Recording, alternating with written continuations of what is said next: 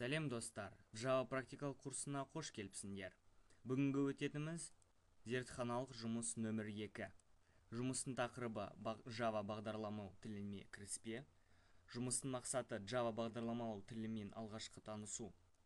Жұмыстың тапсырмасы n санын m-ші дәрежеге шығаратын бағдарлама жазу. Кіру деректері пернетақтадан келіп түседі, нәтижесі экранға шығарылады. Екінші зертханалық жұмыстың тапсырмасына көшейік. n-нің m-ші дәрежедегі мәнін шығаратын бағдарлама жасаудың алдында біз осы n мен m айнымалысын белгілеуіміз қажет. Оны мынандай түрде белгілейміз. int n = m, және де осы n-нің m-ші дәрежедегі шығаратын айнымалыны қосымша айнымалы енгіземіз, оны result деп қояйық. Жұмыстың тапсырмасында бізде мәліметтер пернетақтадан енгізу деген талап қойылып отыр. Ол үшін бізге Java'да бірнеше әдістер белгіленген. Бірақ та мен сізге өзім ұнататын әдісті көрсеткім келіп отыр, бірақ та ол әдісті қолдану үшін бізге қосымша библиотека, яғни кітапхана қажет болып отыр. Оны біз ең алдымен import арқылы қосамыз. Import Java util нүкте abstract collection бізге қажет емес, бізге тек қана сканер қажет. Енді осы мәліметтерді n мен m-ға пернетақтадан енгізу үшін біз қосымша объектті жасаймыз. Ол үшін біз мынандай сканер объекттің атын енгізу деп қоям. Себебі біз оны енгізу ретінде қолданып отырмыз. New scanner системен.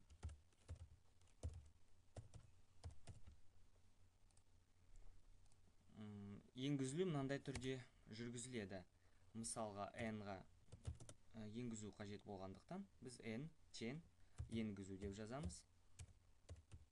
Енгізу нүкте. n-нің типі integer, яғни бүтін болғандықтан next int дегенді таңдаймыз. Сол сияқты m-ға да жүргіземіз дәл осы операцияны.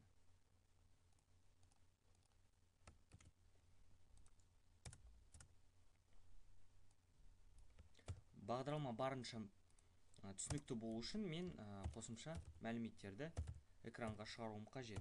Олды мынандай түрде жүзеге асырамын. Print line. Мұнда мысалға мен n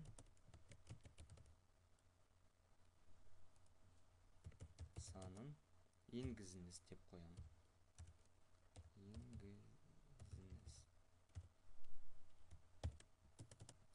Дәл сол сияқты мен m-ға да жүргіземін оны.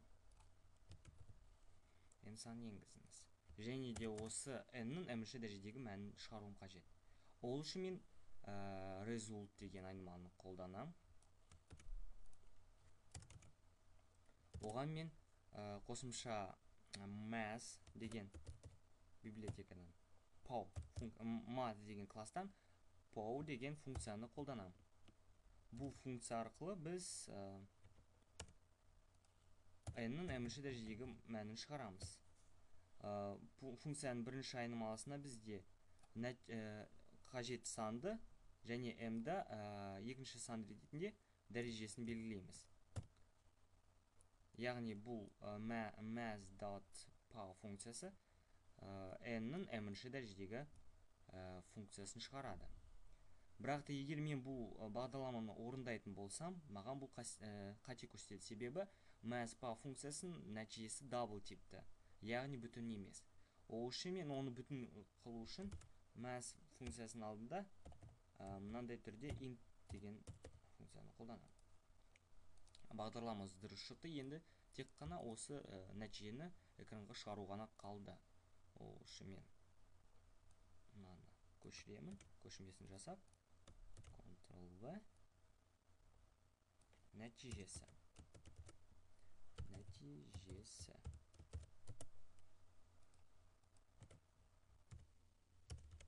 Result.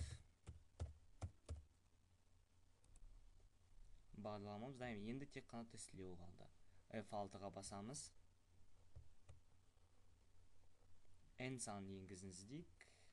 3-ті енгіземіз. m санын 4. Енді Enterға басатын болсақ, бізде 3-тің 4-ші дәрежедегі мәнін шығару қажет. Нәтижесі 81, яғни біз өзіміздің мақсатымызға жеттік. Бағдарлама дұрыс жұмыс жасайды.